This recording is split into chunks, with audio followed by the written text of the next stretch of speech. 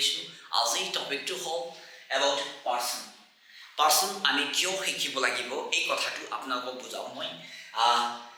তাৰ বিফলত আমি শিকিব লাগিব যে পাৰ্চনৰ এনে সাধাৰণ অৰ্থ কি হয় আৰু ইন গ্ৰামাটিকেল ৱেত ইয়াৰ অৰ্থনো কি হ'ব। ঠিক আছে, তো চাই থাকিব, শিকি থাকিব।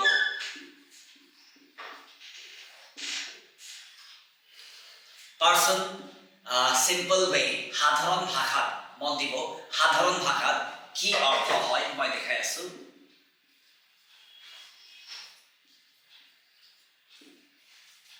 অসমীয়াত ব্যক্তি বুলি কয়। ব্যক্তি মানে ইয়াতে কানেক্ট কৰি দিম মই। ব্যক্তি মানে মেল বা ফিমেল, এইটো কনফাৰ্ম হয়। ব্যক্তি মানে মেল বা ফিমেল হ'ব লাগিব, এইটো সাধাৰণ ভাষাত হয়। ঠিক আছে, নেক্সট এই পাৰ্চনটো যদি আমি ইন গ্ৰামাটিকেলি সোমাওঁ, আমি ইন গ্ৰামাৰ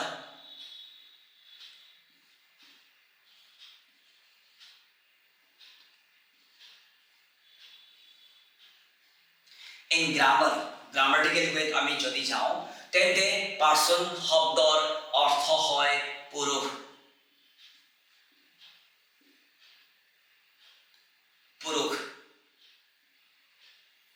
পাৰ্চন শব্দৰ অৰ্থ হয় পুৰুষ যদি গ্ৰামাটিকেল হিচাপত যোৱা হয়। তো চাব, পাৰ্চন শব্দ চিম্পল ৱেত বেলেগ অৰ্থ, পাৰ্চন শব্দ গ্ৰামাটিকেল ৱেত বেলেগ অৰ্থ। ঠিক আছে, নেক্সট পুৰুষ হিচাপে যদি আমি যাওঁ, তেন্তে আমি পাৰ্চনক কেনেকৈ বিভক্ত বা কেনেকৈ কানেক্ট কৰিব পাৰোঁ। পাৰ্চনক আমি মেল হিচাপে যাওঁ, তাৰপিছত ফিমেল হিচাপে যাওঁ, তাৰপিছত এনিমেল হিচাপে যাওঁ, animal, next bird, next thing, next place, next plant, next river,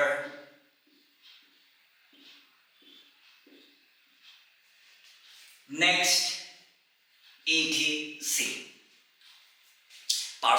পাৰ্চনত যদি আমি গ্ৰামাটিকেলি যাওঁ, যদি আপুনি পাৰ্চন শব্দক অনুবাদ কৰে, মন দিব, যদি আপুনি পাৰ্চন শব্দক অনুবাদ কৰে, তেন্তে এই পাৰ্চন শব্দটো এই পুৰুষ শব্দটো, ঠিক আছে, পুৰুষ শব্দ পাৰ্চনক যদি ট্ৰান্সলেট কৰা যায়, পাৰ্চন শব্দ গ্ৰামাটিকেল পুৰুষ হয়।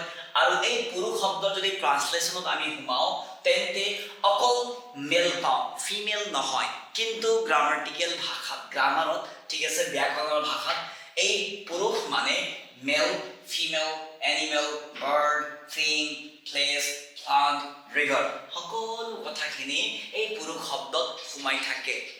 ঠিক আছে, নেক্সট হ'ল পাৰ্চনক গ্ৰামাটিকেল হিচাপে আকৌ ভাগ থাকে আমাৰ। সেই ভাগটো হ'ল ফাৰ্ষ্ট পাৰ্চন, তাৰপিছত ছেকেণ্ড পাৰ্চন, তাৰপিছত থাৰ্ড পাৰ্চন। ঠিক আছে, এতিয়া মনোযোগ দিব। এতিয়া ফাৰ্ষ্ট পাৰ্চনত কি কি শব্দ থাকে সেইটো মই দেখাব বিচাৰিছোঁ। ফাৰ্ষ্ট পাৰ্চনত থাকে আই বা উই, ছেকেণ্ড পাৰ্চনত থাকে ইউ বা ইউ, থাৰ্ড পাৰ্চনত থাকে হি, শি, তাৰপিছত ইট, বহু বচনত they থাকে।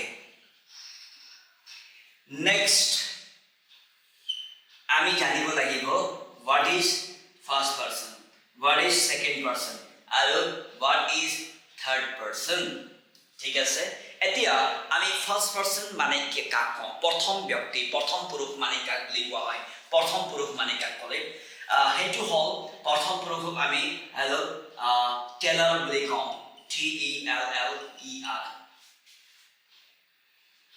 নেক্সট লিসেনার, সেকেন্ড পার্সন মানে হল লিসেনার, সেকেন্ড পার্সন হল লিসেনার। নেক্সট থার্ড পার্সন হল টপিক, ঠিক আছে ফাৰ্ষ্ট পাৰ্সন হল টেলাৰ সেকেন্ড পাৰ্সন টেলাৰ মানে হল কওঁতা হয় যোনে কয় তেখেত ফাৰ্ষ্ট পাৰ্সন হয় নেক্সট সেকেন্ড পাৰ্সন হল শুনোতা লিসেনাৰ হয় ঠিক আছে থাৰ্ড পাৰ্সন হল টপিক কওঁতাই কব ফাৰ্ষ্ট পাৰ্সন হয় এতিয়া কওঁতাই কৈ আছে তো শুনোতা থাকিব লাগিব তেখেত হল সেকেন্ড পাৰ্সন এতিয়া কওঁতাই যে যি কব বা শুনোতাই যে যি শুনিব সেই টপিক হল থাৰ্ড পাৰ্সন ঠিক আছে হা এইটো হল এবাউট পাৰ্সন নেক্সট আমি শিকিবলৈ যাম নাম্বাৰ খুব দৰকাৰী কথা দেই যদি আপুনি এই পাৰ্সন বা নাম্বাৰৰ বিষয় ভালকৈ জ্ঞাত নহয় তেন্তে আপোনাৰ ইংৰাজীত যথেষ্ট কষ্ট হ'ব মানে হল মুখস্থ কৰা কথাখিনি আপুনি ৰিপিট কৰি থাকিব লাগিব তো সেই ক্ষেত্ৰত অলপ চাব নেক্সট আমি শিকিবলৈ যাওঁ নাম্বাৰ এতিয়া নাম্বাৰটো সিম্পল ভাষাত সাধাৰণ ভাষাত সিম্পল ৱে নাম্বাৰক অসমীয়াত সংখ্যা বুলি কোৱা হয় সংখ্যা মানে হল 1 2 3 4 5 6 7 এইটো সংখ্যা হয় নেক্সট নাম্বাৰ শব্দটো যদি গ্ৰামাটিকেলত যাওঁ আমি এন গ্ৰামাৰত যাওঁ তেন্তে আমি পাওঁ বচন এতিয়া এই বচন নাম্বাৰ শব্দৰ দুটা মিনিং সিম্পল ৱে সংখ্যা 1 2 3 4 5 সেম শব্দ সেম স্পেলিং নাম্বাৰৰ গ্ৰামাৰত আকৌ বচন হৈ যায় এতিয়া বচনত যদি আমি হুমাও তেন্তে আমি পাওঁ সিঙ্গুলাৰ তাৰ পিছত প্লুৰাল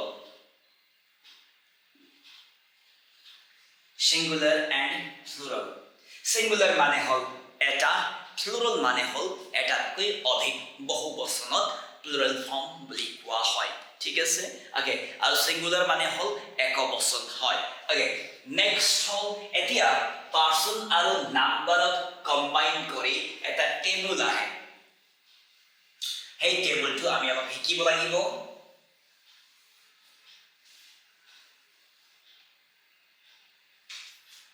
एक दुई তিনি চাৰি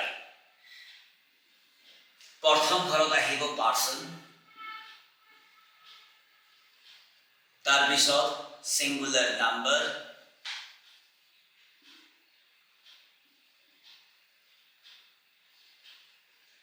তাৰ পিছত আহিব প্লুৰাল নাম্বাৰ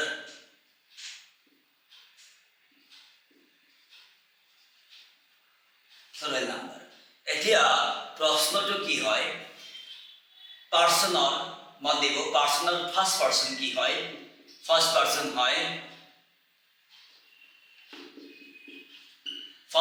হয় আই একবচন বহুবচন উই হয় কওঁতা এজন মানে আই বুলি ক'ব লাগিব আৰু কওঁতা এজনতকৈ অধিক মানে হল উই মানে হল আমি নেক্সট সেকেন্ড পার্সন মানে লিসেনার শুনোতা হয় এতিয়া শুনোতা যদি এজন থাকে ইউৰ অৰ্থ হল আপুনি বা তুমি নেক্সট শুনোতা যদি এজনতকৈ অধিক থাকে তেতিয়াও আমি ইউ বুলি ক'ব লাগিব অসমীয়া অৰ্থটো পৰিৱৰ্তন হয় আপোনালোক বা তোমালোক ইউ হয় তাৰ পিছত নেক্সট থাৰ্ড পাৰ্সনত আহিব হি মানে হল তেওঁৰ বহুবচন দে হয় তেওঁলোক she মানে হল তাই একবচনত বহুবচনত দে হৈ যাব তাই তেওঁলোক নেক্সট থাৰ্ড পাৰ্সন ইট আহি যায় সিঙ্গুলাৰত ইট মানে হল এইটো বুজায়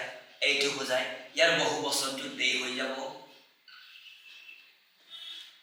যাব এতিয়া এই দে মানে হল এইবোৰ বা সেইবোৰ ঠিক আছে এতিয়া চাব একবচন বা বহুবচন যদি ধৰা নপৰে সেই ক্ষেত্ৰত যথেষ্ট অসুবিধা হয় ইংলিশ লাৰ্নাৰ্স হিচাপে ঠিক আছে তো মই আশা কৰিছো পাৰ্সন নাম্বাৰ আৰু এই টেবলটো আপুনি বুজি পাইছে ইয়াকে লৈ আজিৰ মোৰ ছুটি ভিডিঅ'খন ইয়াতে সামৰণি মাৰিছোঁ। ধন্যবাদ।